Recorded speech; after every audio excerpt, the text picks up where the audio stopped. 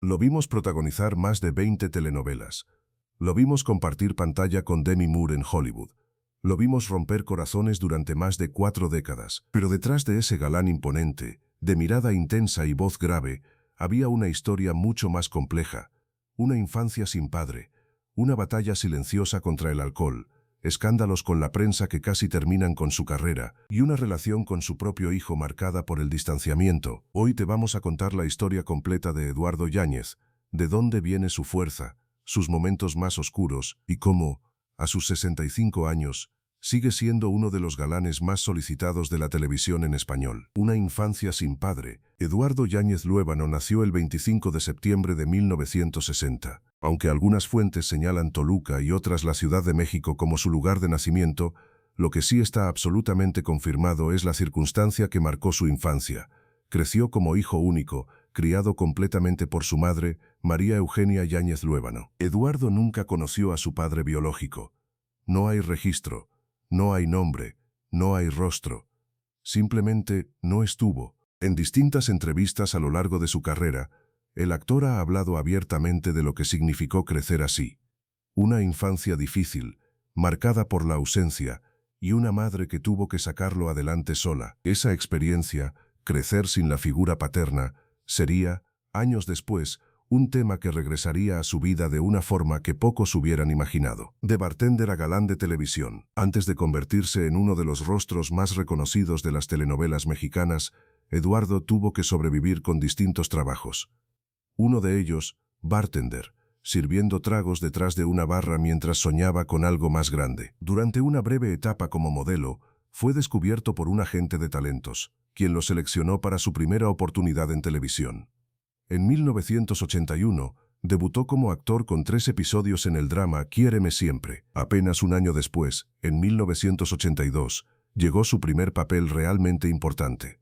Alfonso, en El amor nunca muere, una telenovela de Televisa que narraba la historia de 2 primas enamoradas del mismo hombre, y que terminó siendo un éxito de casi 200 episodios. Ese papel lo catapultó a la fama. En 1983 llegó El maleficio, un thriller de misterio que se convirtió en una de las primeras telenovelas mexicanas en abordar temas oscuros y sobrenaturales, consolidando aún más su nombre en la industria. Senda de Gloria y su primer gran protagónico. En 1987, con 27 años, Eduardo obtuvo su primer protagónico absoluto. Senda de Gloria, junto a Julieta Rosen, dirigida por Raúl Araiza y producida por el legendario Ernesto Alonso. Esta telenovela histórica catapultó su popularidad y lo convirtió en uno de los actores masculinos más cotizados de la televisión mexicana. A partir de ahí, su carrera no se detuvo. Dulce Desafío en 1988, En carne propia en 1990 y Marielena en 1992, junto a Lucía Méndez, esta última robándose miles de suspiros del público femenino. En 1994 protagonizó Guadalupe, consolidándose como uno de los galanes más exitosos de la época dorada de las telenovelas. El salto a Hollywood. Pero Eduardo no se conformó solo con triunfar en México. Buscó dar el salto a Hollywood, y lo logró. Compartió créditos con Demi Moore en la película Striptease en 1996, participó en Criaturas salvajes en 1998, y en producciones de acción como El Castigador en 2004 junto a Thomas Jane. También tuvo apariciones como invitado en series estadounidenses reconocidas como CSI Miami, Cold Case y NCIS Los Ángeles. Esta etapa internacional lo distinguió de muchos de sus contemporáneos. Mientras otros galanes de telenovela se mantenían exclusivamente en el mercado hispano, Eduardo logró cruzar la frontera del idioma y consolidarse también en producciones en inglés. Segmento 6. Su vida personal y sus relaciones. En el terreno personal, Eduardo se casó por primera vez en 1987 con Norma Adriana García, con quien tuvo a su único hijo Eduardo. La pareja se divorció en 1990. En 1991, decidió mudarse a Estados Unidos para enfocarse en su carrera internacional. En 1997 volvió a casarse, esta vez con una cubano-estadounidense llamada Francesca.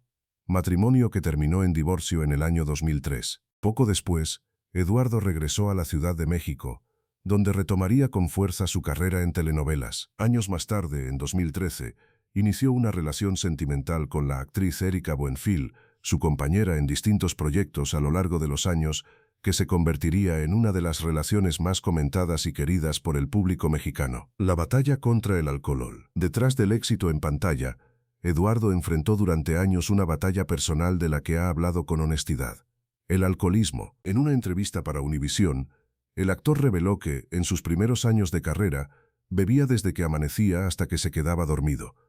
Una rutina destructiva que, según sus propias palabras, lo acompañó durante una etapa muy oscura de su vida. Superar esa adicción no fue un proceso sencillo, pero Eduardo logró salir adelante y con el tiempo se convirtió en un ejemplo de que es posible reconstruirse, incluso cuando el peso de la fama y la presión de la industria empujan hacia los excesos. Regreso triunfal.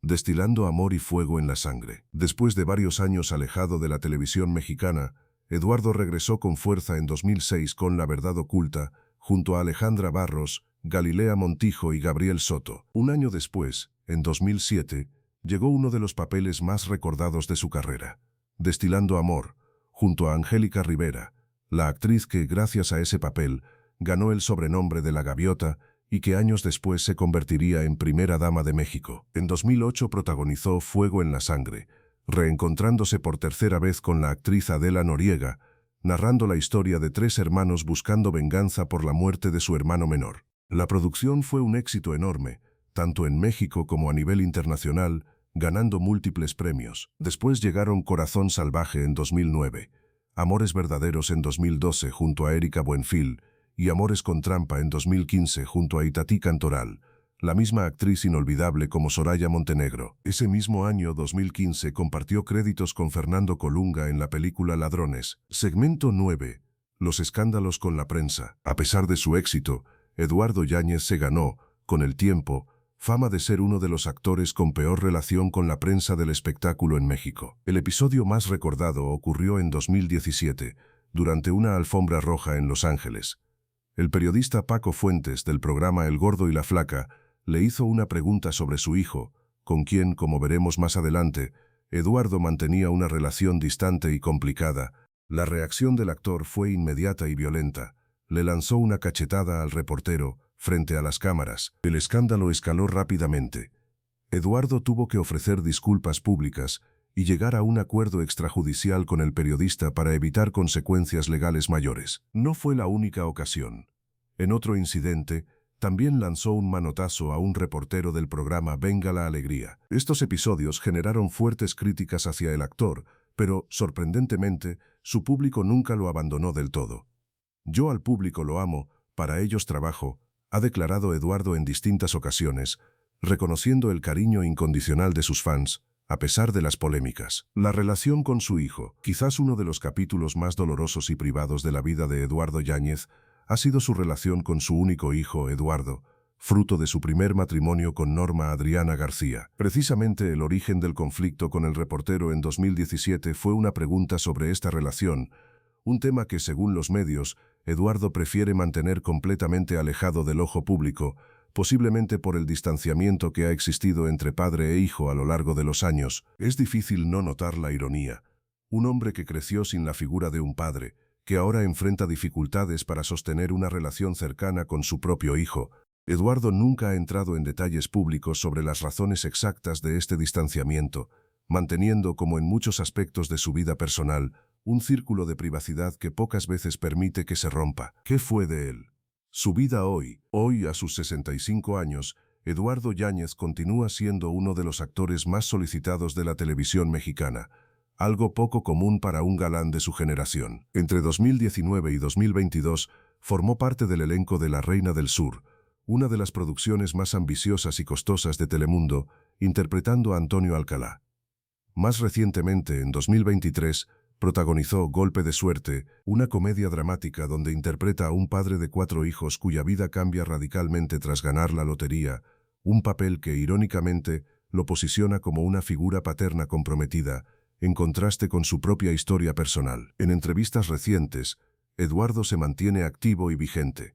Continúa trabajando en nuevas producciones, manteniendo su relación con Erika Buenfil, y demostrando que más de 40 años después de su debut, sigue siendo considerado el eterno galán de la televisión en español. De una infancia marcada por la ausencia de un padre, a convertirse en uno de los galanes más exitosos e internacionales de la historia de las telenovelas mexicanas, Eduardo Yáñez construyó una carrera que combina extraordinarios triunfos profesionales con luchas personales muy humanas, superó el alcoholismo, cruzó la frontera de Hollywood, pero también cargó con escándalos públicos y una relación familiar que, hasta el día de hoy, sigue siendo una de las heridas más privadas de su vida. Tal vez por eso, después de más de 4 décadas, el público sigue queriéndolo.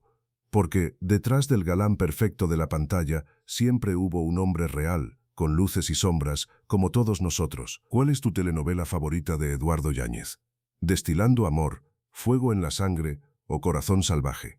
Cuéntanos en los comentarios. Si te gustó este video, dale like y suscríbete, porque cada semana vamos a recordar a los actores y actrices que marcaron nuestra infancia. Nos vemos en el próximo recuerdo.